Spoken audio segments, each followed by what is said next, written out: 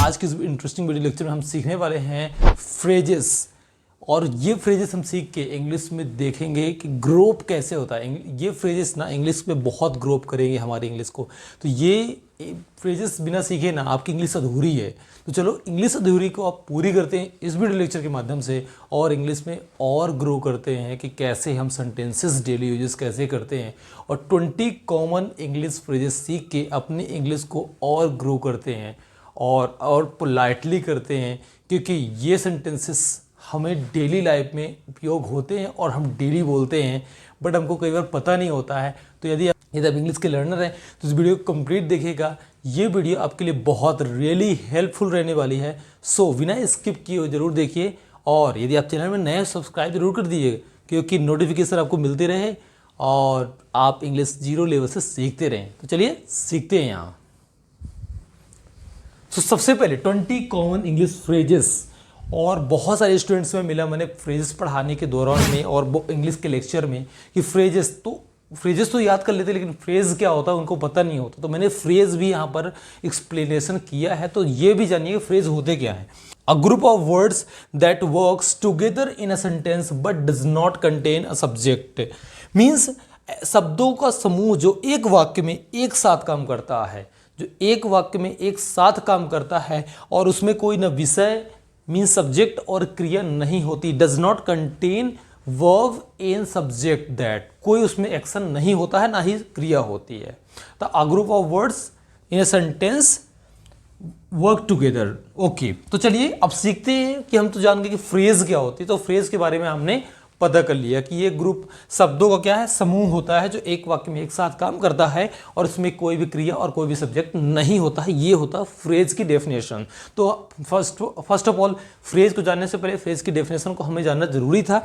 अब चलते हैं फ्रेजेस को समझते हैं कि कैसे हम यूज करते हैं डेली यूजेस सेंटेंसेस में। तो आज हम 20 फ्रेजेस करने वाले हैं जो कि कॉमन है, सभी इंग्लिश लर्नर यूज करते हैं और अपनी इंग्लिश को और पोलाइटली कर सकते हैं। So first number is that hi, I M. यहां पर अपना नेम आप मेंशन कर सकते हैं, एंड यू। जब आप किसी से पहली बार मिलते हैं या किसी आप स्ट्रेंजर पीपल से, अनजान व्यक्ति से मिलते हैं, तो कैसे यूज करने वाले हैं, हाय आई एम। अपना नेम बताइए, जैसे hi I am Praveen, and you, तो वो भी नेम बोलेगा, yes my name is Rahul, my name is Raj, my name is Krishna, etcetera, any name बोल सकता है वो भी। यहां पर आप ऐसे स्टार्टिंग कर सकते हैं talking, hi I am Praveen and you, तो भी बोलेगा। यदि आप किसी व्यक्ति को ऑलरेडी पहले से नेम जानते हैं तो कैसे बोलेंगे, जैसे यहाँ पर राज और कृष्णा है, तो राज कृष्णा को जानता है, तो कैसे बोलेंगे, हाय कृष्णा आई एम राज। तो राज ने क्या बोला, हाय कृष्णा आई एम राज। तो कृष्णा क्या बोलेगा, नाइस टू मीट यू राज। तो राज क्या बोलेगा उसके प्रति उत्तर में, मीन्स आंसर क्या देगा, रिप्लाई क्या करेगा, nice to meet you too. Nice to meet you too means मुझे भी आपसे मिलकर बहुत अच्छा लगा। तो कई व्यक्ति जो स्टूडेंट्स होते हैं तो इंग्लिश में मी टू का यूज कर देते हैं। ये बहुत contraction form, me too, nice to meet you, वो भी सामने वाला भी मी टू, या मी आल्सो का भी यूज कर सकते हैं आप। चलिए ये तो रही कि आप जिसे जानते हैं तो ऐसे भी बोल सकते हैं कि hi Krishna I am Praveen, hi Krishna I am Raj. तो कृष्णा क्या बोलेगा, nice to meet you too. तो आप भी यूज कर सकते हैं nice to meet you too या मी टू। तो चलिए सेकेंड नंबर है नाइस टू मीट यू का यूज हम ऐसे करेंगे जब आप किसी से मिल लिए, नाम एक दूसरे को जान गए, to each other you know that, so you will use nice to meet you. चलिए थर्ड नंबर है वेयर आर यू फ्रॉम, या हम ऐसे भी यूज कर सकते हैं कई बार कि where are you come from, आप कहाँ से आते हो या आप कहाँ से हो। तो ये हम यूज करते हैं जब आप स्ट्रेंजर पीपल से मिलते हैं, तो यूज तो करते ही हैं। तो चलिए where are you come from, तो आप क्या आंसर देख सकते हो, I come from India, I come from Spain, I come from Australia, I come from America. तो किस कंट्री से हैं आप या किसी स्टेट से हैं, I come from Kerala, I come from Madhya Pradesh, I come from MP, Indore, Jabalpur, etcetera. State का भी आप नेम ऐसे ले सकते हैं। चलिए आप ऐसे बोल सकते हैं कि वेयर आर कम फ्रॉम का रिप्लाई क्या करेंगे, I come from India, I come from Spain, countries name and state name. You also can reply of that, I come from Kerala state, I come from Tamil Nadu, any state of the India आप use कर सकते हैं आप। अब fourth number phrase है, बहुत ही important है, what do you do, लेकिन मुझे थोड़ा सा बोरिंग लगती है। आप किसी से पूछते हो व्हाट डू यू डू, आप क्या करते हो, तो आप ये थोड़ा सा बोरिंग ना पूछ के आप ऐसे बोल सकते हैं व्हाट्स योर प्रोफेशन, आपका प्रोफेशन क्या है। व्हाट डू यू डू की जगह आप यदि बोलेंगे व्हाट्स योर प्रोफेशन, तो मुझे लगता है ये ज़्यादा थोड़ा सा इंटरेस्टिंग सेंटेंस रहने वाला है, ये इंटरेस्टिंग फ्रेज होने वाली है। व्हाट्स योर प्रोफेशन, तो आप प्रोफेशन का आपने किसी से पूछा व्हाट्स योर प्रोफेशन या व्हाट डू यू डू, आप क्या करते हो, तो उसका रिप्लाई आप कर सकते हो। यदि आपसे कोई पूछा तो आप क्या कर सकते हो, I am a teacher in English, I am professor, I am businessman, I am student, तो आप ऐसे रिप्लाई कर सकते हैं। मीन्स आपसे कोई पूछता है तो आप भी कैसे आंसर उसका रिप्लाई करेंगे, ये आपको रेडी रहना पड़ेगा, ये आपको जानकारी होना चाहिए। नंबर 5 में what do you like to do in your spare time या इन योर फ्री टाइम, मतलब what do you like to do, आप क्या पसंद करते हो जब आप फ्री होते हो। ऐसे आपसे किसी से पूछते हैं ना कि what do you like to do in your free time, in your spare time, free time में क्या आप पसंद करते हो, तो आप बोल सकते हो कि when I spare I study read book, when I spare when I free I enjoy that with family, when I free I do make a breakfast, when I spare I go to garden and caring of plants of anything that, so free time में आप क्या करते हो, तो free time में क्या करते हैं आप इंजॉय, जो इंटरेस्टिंग वर्क रहता है वो करते हैं। And when I free I go to the ground play some games, तो आप ऐसा भी यूजेस कर सकते हो। सो गर्ल्स भी कैसे यूज कर सकती हैं, so when I spare I go to beauty parlour, when I spare I go to, then anything you can use it as per you need, that as अपने according आप बनाइएगा। चलिए number of 6 में how old are you, ये तो बहुत भैया how old are you सब पूछना चाहते हैं कि आपकी एज क्या है, जानना चाहते हैं। आपसे कोई पूछ रहा है तो आप क्या करेंगे reply, I am 20 years old या आई एम 20, ऐसा भी बोल सकते हैं आप। यदि आप 30 के तो आई एम 30, या ऐसा बोल सकते हैं आई एम 30 ईयर्स ओल्ड, ये भी आप बेस्ट रिप्लाई कर सकते हैं। What is your phone number, अब देखो यार इतना तो इंट्रोडक्शन हो गया, तो आप कॉन्टैक्ट बनाना चाहेंगे उसको लॉन्ग टाइम के लिए, कॉन्टैक्ट नंबर तो ज़रूर लेना चाहेंगे, लेकिन इंग्लिश में कैसे कॉन्वर्सेशन करेंगे ये ज़रूर जान लीजिए आप। तो what is your phone number, आपसे कोई बोलता है, या कई दूसरे टाइप में ऐसा बोल सकते हो, can I get your email, मैं आपकी ईमेल जान सकता हूँ, ये can I know your number, may I know your email भी। तो आपको ज्वाइन होना, जुड़ना है आपसे, तो किसी भी माध्यम से आप जुड़ सकते हैं। तो चलिए, तो आप बोल सकते हैं कि yes of course right my number 9893, तो नंबर आप बोल सकते हैं date can I get your email, so yes of course you know write down, तो आप ऐसे रिप्लाई कर सकते हैं यस व्हाई नॉट, ये भी रिप्लाई इसका कर सकते हैं। तो चलिए आई होप कि आप समझ में आ रहा होगा आपके। चलिए तो 8 नंबर है डू यू हैव फेसबुक। अब देखिए नंबर के बाद आप उससे जुड़ना और पसंद करेंगे, और सोशल मीडिया में उससे आप उसको जानना चाहते हैं, you just like the you want to know about him और हर, लड़की हो या लड़का हो, आप जानना चाहते हो उसके बारे में, इंटरेस्टेड हो आप।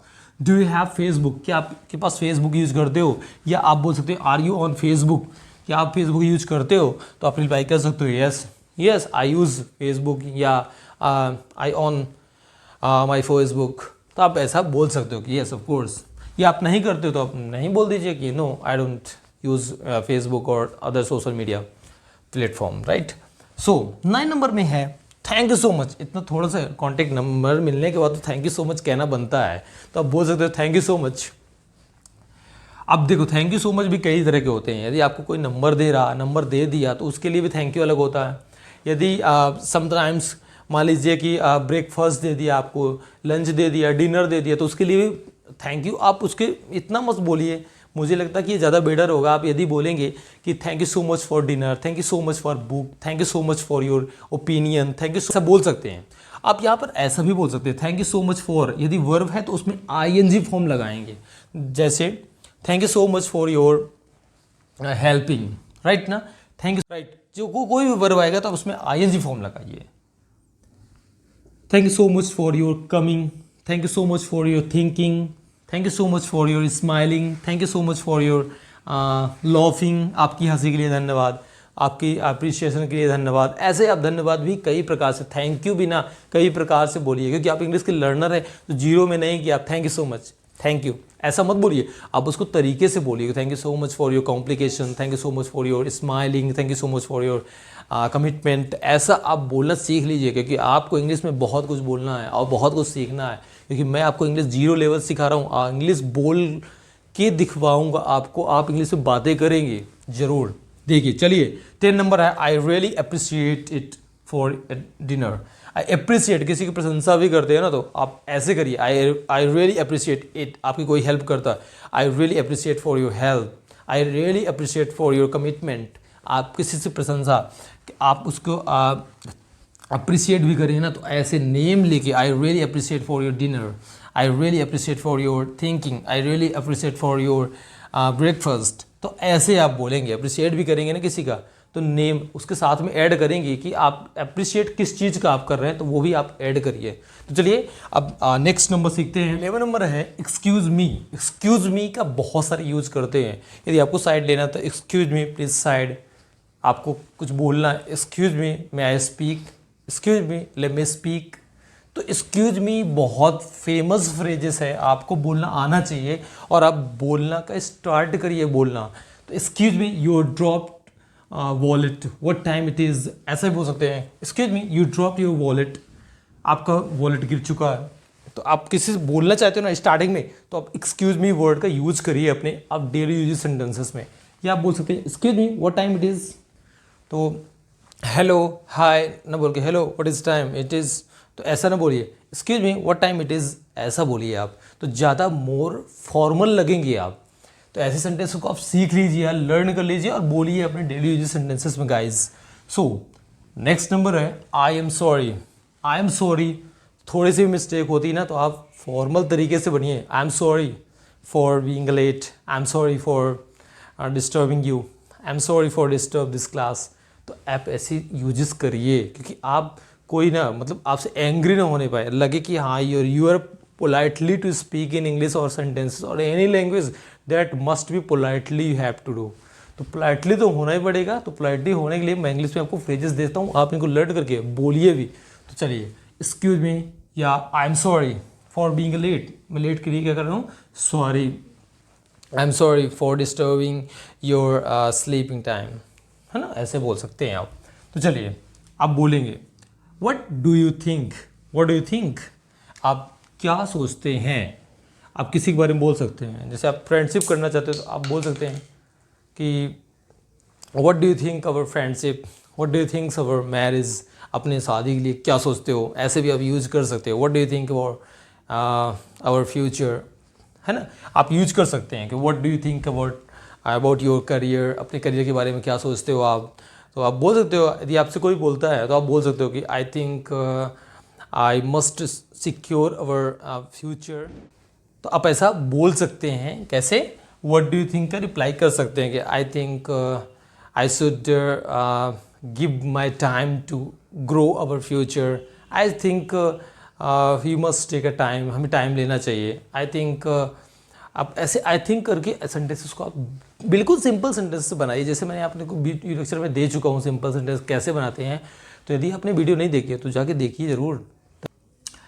14 में है हाउ डज दैट साउंड, वह साउंड कैसा है, ये साउंड कैसा नहीं बोलते, ये मतलब साउंड कैसा है, आवाज़ नहीं की कोई सी बॉम्ब की या किसी ब्लास्ट की साउंड की आवाज़ पूछ रहा।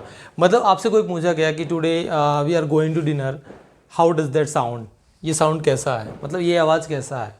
Today we are going to celebrate our party, birthday party, so how does that sound, ये साउंड कैसा है। तो आप बोलेंगे उनको साउंड को, साउंड का मतलब यहाँ पर सेंटेंसेस है, साउंड का मतलब यहाँ पर वाक्य से है, साउंड का मतलब यहाँ पर किसी सेंटेंस से लिया गया है, किसी ऐसे साउंड नहीं है, उससे नहीं है कि आप सोचिए कि वो साउंड कौन सा साउंड है, जैसे अभी बॉम्ब ब्लास्टिंग हो रही है। सो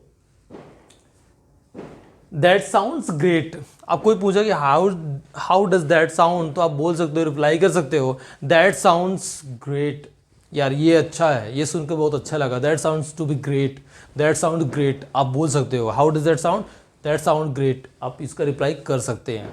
तो चलिए 16 नंबर में है ओ नेवर माइंड, मतलब कोई पूछा गया कि आर यू डिस्टर्ब, तो are you disturb, no never mind, so मैंने माइंड नहीं किया। Are you really angry to me, no never mind, आप ऐसा भी यूज कर सकते हैं जब आपसे कोई पूछता है, नेवर माइंड भी आप फ्रेजेस का उपयोग करिए डेली सेंटेंसेस में। सो 17 नंबर है, ये बहुत अच्छा है भाई, आई एम लर्निंग इंग्लिश, या आई एम इंग्लिश लर्निंग। सो आप इंग्लिश सीख रहे हो ना, मतलब आई एम लर्निंग इंग्लिश, मैं इंग्लिश सीख रहा हूँ। तो आप ऐसा भी बोल सकते हो कि जैसे कोई पूछा है आपसे कि what are you doing in these days, so आप रिप्लाई कर सकते हैं I am learning English in these days, या I am English learning in these days from Praveen spoken English YouTube channel. वहाँ पर बहुत अच्छे से पढ़ाया जा रहा है यार। 3 नंबर में could you repeat that please. आप देखो क्लास में, अकॉर्डिंग में, या कहीं आप सेमिनार में, वेबिनार में हैं, तो आप इसका यूजेस बहुत टाइम करना चाहते हैं लेकिन बोल नहीं पाते हैं, तो सीखिए बोलना। Could you repeat that please, could you repeat that please, क्या आप फिर से रिपीट कर सकते हैं? Could you repeat that please sound, could you repeat please this sentence, could you repeat please. तो आप ऐसा बोल के पोलाइटली बोलिए, पोलाइटली बनिए आप। Could you repeat that please, क्या आप फिर से बता सकते हैं? तो यस, सामने वाला बोलना ही पड़ेगा कि yes I repeat that. 19 number में है कैन यू हेल्प मी, क्या आप मेरी हेल्प कर सकते हो? तो आप क्या करोगे रिप्लाई? तो आप तो बिल्कुल हेल्प करना चाहोगे ना किसी की, आप यदि कर सकते हो तो क्या बोलोगे? Yes I can help you. So can you help me, yes I can help you.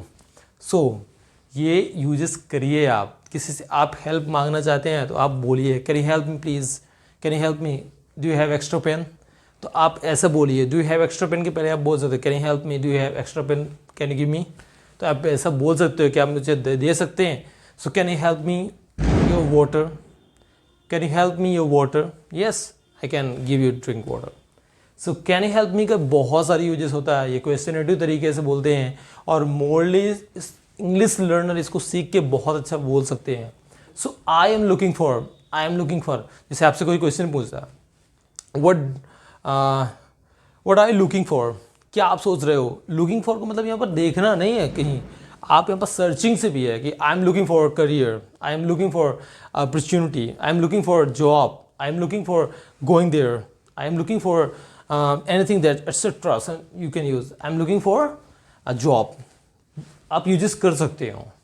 So ये सेंटेंसेस बहुत हेल्पफुल रहे होंगे आपको। सो आई होप ये सेंटेंसेस आप सीख पाए होंगे, समझ पा रहे होंगे। सो आप इन सेंटेंसेस को चाहे नोटबुक में राइट करिए या किसी में आप लर्निंग कर लीजिए, तो आप इनको डेली यूज सेंटेंस में बोलेंगे और इंग्लिश को आप और फॉर्मल बनाएंगे और पोलाइटली तरीके से बोलना सीखिए। अब द डे गाइस, मिलते हैं न्यू इंटरेस्टिंग वीडियो लेक्चर में। जब तक के लिए टेक केयर, बाय, और शेयर करना बिल्कुल नहीं भूलना है, इस चीज़ को ध्यान रखिएगा।